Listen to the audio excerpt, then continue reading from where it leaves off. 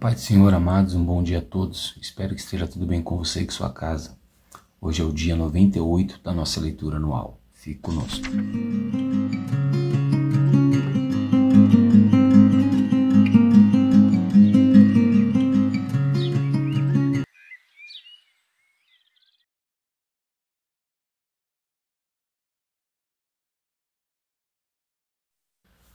Amados, estamos ainda estudando o livro de 2 Samuel, Temos aprendido muito sobre a vida do rei Davi, Hoje a nossa porção diária vai do capítulo de número 18 até o capítulo de número 19, amém?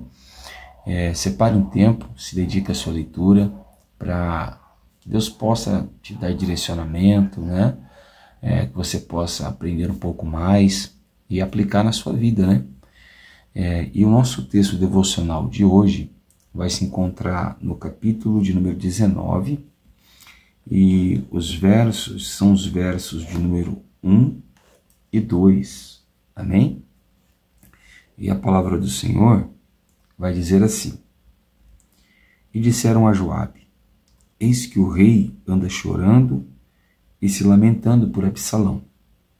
Assim, a vitória se tornou naquele mesmo dia em luto para todo o povo, porque naquele dia o povo tinha ouvido dizer: o rei está de luto por causa de seu filho. Amém, amados? Bom, nós temos falado muito sobre as emoções de Davi, que não foram bem gerenciadas, Falamos que o rei Davi tinha problemas com as suas emoções e como tratar os seus problemas familiares, seus problemas internos. Chegamos a falar que Davi era um homem que derrotava leões, ursos, gigantes, exércitos, mas não conseguiu derrotar desejos, iras, decepções, traições, Davi tinha sérios problemas familiares e aparentemente todos eles foram maltratados, certo? Nós vimos como Absalão tomou o reino de Davi e ele sequer se opôs a seu filho, Esse mesmo filho que tinha matado Aminon e o Aminon que tinha abusado de Tamar. Nós vimos também que esse Absalão que tomou o reino, Davi ficou com ele em Jerusalém por mais de 2 anos e não falou com ele e nem olhou no rosto do seu filho. O que vai acontecer agora? Davi vai organizar então aqueles homens valentes que tinham fugido com ele, Em especial Joabe, Abissai e Itai. Falamos um pouquinho sobre eles ontem. E Davi então se organiza com eles porque o povo quer voltar, o povo quer tomar posse do reino e dar o reino a Davi, O povo amava muito Davi. Então eles se organizam para tirar Absalão do trono. E o rei se propõe a ir com eles. Porém, eles dizem ao rei que era melhor que eles não fossem, que ele não fosse junto com eles, porque se por acaso Absalão vencesse a guerra e eles tivessem que fugir, Absalão não iria se importar de perseguir nenhum deles. Porém, se o rei estivesse na batalha, eles o perseguiriam e o matariam. E aqui tem uma observação muito importante que nós devemos guardar para a meditação de hoje. E a observação se encontra lá no capítulo 18, no verso de número 3, na parte B. Olha o que diz: Joabe, Abissai e Itai diz para o rei: Mas o Senhor vale por 10.000 de nós. Então eles disseram: olha, se nós formos, pode acontecer de nós morrermos e até que metade do seu exército morra. Não tem problema, isso não vai ser pesado para o reino. Mas se o Senhor for e o Senhor morrer, será como 10.000 homens que terão morrido. Olha o amor que essas pessoas tinham por Davi, Então eles vão, eles vencem a batalha, e quando Absalão percebe que está sendo derrotado, ele foge para dentro do campo, para dentro da floresta, E como nós podemos observar no texto, a floresta era um local muito perigoso. Muitos soldados tinham morrido ali por causa da própria floresta, né? E o que vai acontecer? A mula de Absalão vai passar entre os carvalhos. E os carvalhos eram baixos, né? Os galhos estavam bem afoitos. E Absalão, como nós já lemos, ele era bem cabeludo, né? O cabelo dele era bem pesado e a cabeça dele vai ficar cravada nos carvalhos. A mula vai sair e ele vai ficar pendurado lá. Um homem veio, avisou Joabe, e Joabe vai, sem dó, sem piedade, encrava 3 dardos em Absalão e depois manda 10 jovens matar ele. Esse Absalão, diferente de Davi, ninguém amava ele. Ninguém amava Absalão. E ele também não amava ninguém. Absalão é um filho rebelde, gerado à base de revolta, é gerado à base de decepções, e que não pensava em ninguém, ele só pensava no seu próprio ego e na sua própria soberba. Como que o senhor pode dizer isso, pastor? A resposta se encontra no texto. Capítulo 18, no verso 18, vai dizer que Absalão não tinha filhos, e ele não tinha propósitos de ter filhos. Sabe para quem que Absalão deixou o memorial dele? Para uma coluna que ele levantou. Absalão era tão arrogante, tão orgulhoso, que ele não pensava em deixar descendência, ele não pensava em deixar uma herança para alguém. Tudo que ele fazia era para satisfazer a sua própria revolta, a sua própria ira, a sua própria decepção que ele tinha com as pessoas, certo? Bom, Davi fica sabendo da morte de Absalão, ele chora, se entristece, se magoa, e a Bíblia diz que Davi entra numa crise de lágrimas, uma crise de choro, e ele começa a andar da casa de lá para cá chorando, né? Aquilo não foi positivo aos olhos do reino. Por quê? Porque o povo entendia que Absalão era um traidor. E quando você mata um traidor numa guerra, o primeiro a se alegrar deve ser o rei. E o rei deveria ir até a escadaria ou até a sacada do palácio e lançar uma palavra de motivação para o povo, principalmente para os comandantes do exército, para os soldados, para que eles se sentissem motivados pela vitória que tiveram no campo de batalha. Porém, a reação de Davi foi o oposto disso. Davi entra para dentro da casa, se tranca e se derrama em lágrimas por causa de Absalão. E gritava: meu filho Absalão, meu filho Absalão. O que é isso? É um homem culpado. É um homem que entende que não fez o que deveria ser feito, e o que deveria ser feito ele deixou de fazer. Agora ele está arrependido por um filho que ele perdeu e que ele mesmo não cuidou, assim como os demais. Ele acabou com a vida de Tamar, ele acabou com a vida de Aminon e agora acabou com a vida de Absalão. Davi é um péssimo pai. Davi é um péssimo homem quando se diz em questões familiares, certo?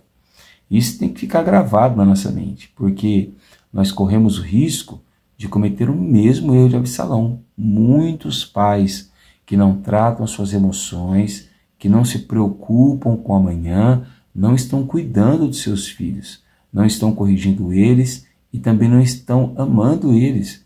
E aí o que acontece? Quando os problemas vêm, e o pecado tem um preço caro, você sabe disso, o salário do pecado é a morte. Quando a morte chega, quando a decepção chega, quando a tristeza chega, esses pais entram em pânico. Eles não sabem o que fazer porque eles se sentem culpados, certo? Porque eles deveriam ter feito algo lá no passado e não fizeram. E muitas pessoas têm agido dessa forma. Talvez nós precisamos repensar e mudar algumas coisas em nós. Amém? Bom, mas graças a Deus que Davi tinha um homem de valor no seu reino. E esse homem se chama Joabe. Mais uma vez o comandante do exército se destaca no que diz respeito a conselhos e orientações. Então ele entra dentro da casa, pega o rei chorando, e o que o povo está sentindo é que o povo foi derrotado ao invés de ser vitorioso, pelo comportamento do rei. Então a minha postura, a minha maneira de me comportar diante das situações vai dizer muito para as pessoas que eu lidero.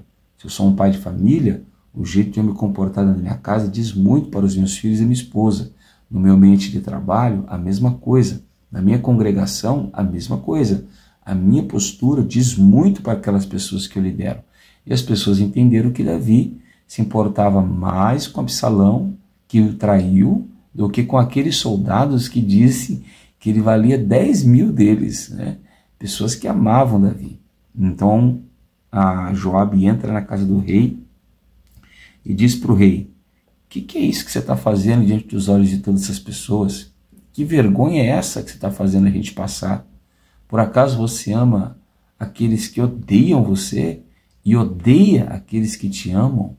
Porque agora você está fazendo entender que nós que derrotamos Absalão somos o vilão e Absalão é o mocinho, né? Então Absalão chacoalha o rei e diz: talvez se Absalão tivesse ficado vivo, né, o Senhor estaria contente e nós mortos.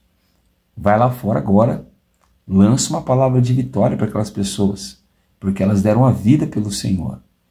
Então Davi é obrigado a enxugar as suas lágrimas e faz o seu papel de rei, sai lá fora, prega uma palavra de vitória para o povo e o povo volta a se animar. Então o próprio povo toma as iniciativas para que o rei retorne para Jerusalém e assuma o trono outra vez. Irmãos, isso é muito importante, porque às vezes nós desprezamos pessoas como Joabe, pessoas que vão nos corrigir, pessoas que vão dizer para nós: olha, você está fazendo errado. Neste momento você não deveria estar lamentando por alguém que te traiu. Você deveria estar jubiloso por pessoas que te amaram nos momentos de dificuldades. E nós precisamos de pessoas assim, que digam para nós: olha, para de lamentar, para de chorar, faz o que é certo. Irmãos, ficar com remorso, ficar com tristeza por causa de erros que nós cometemos é um problema sério.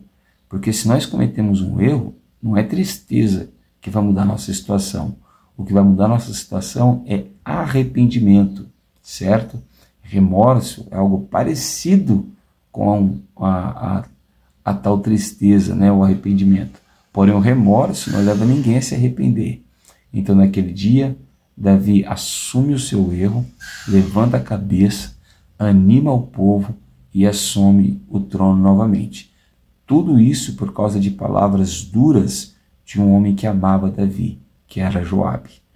Nesse meio tempo, nós vimos pessoas que disseram palavras mentirosas a Davi, que pareciam ser palavras amáveis. E nós vemos pessoas que disseram palavras duras para Davi, que pareciam ser palavras de ódio. Mas o que nós percebemos é que aqueles que deram os discursos mais difíceis para Davi ouvir foram aqueles que realmente demonstraram mais amor para ele no seu momento de dificuldade. Que Deus coloque do nosso lado homens e mulheres como Joabe e tire de perto de nós pessoas como Ziba e Simei, que têm palavras de amor, mas que são traidores. Amém? Eu sou o pastor Tiago, da Igreja Pentecostal Poder da Palavra, e eu quero muito orar com você nessa manhã. Feche seus olhos, abra seu coração e ore comigo nessa hora.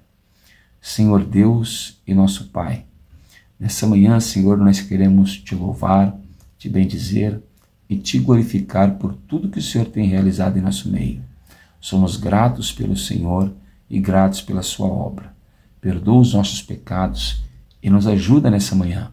Talvez, assim como Davi, que gerenciou mal suas emoções e que cuidou de uma maneira muito ruim da sua casa, da sua família, talvez nós estejamos assim no nosso ministério, na nossa família, não cuidando muito bem das pessoas que o Senhor colocou sobre as nossas responsabilidades. Que hoje o Senhor venha nos levantar, que nós venhamos mudar o nosso comportamento, a nossa postura, para que possamos colher das suas mãos o melhor daquilo que o Senhor tem para nós. Dá-nos a visão, dá-nos o entendimento, coloca ao nosso lado pessoas como Itai, como Joabe, pessoas que vão, Senhor, nos fazer entender os teus propósitos e os seus planos, e que nós venhamos valorizar mais aqueles que nos amam do que aqueles que nos odeiam.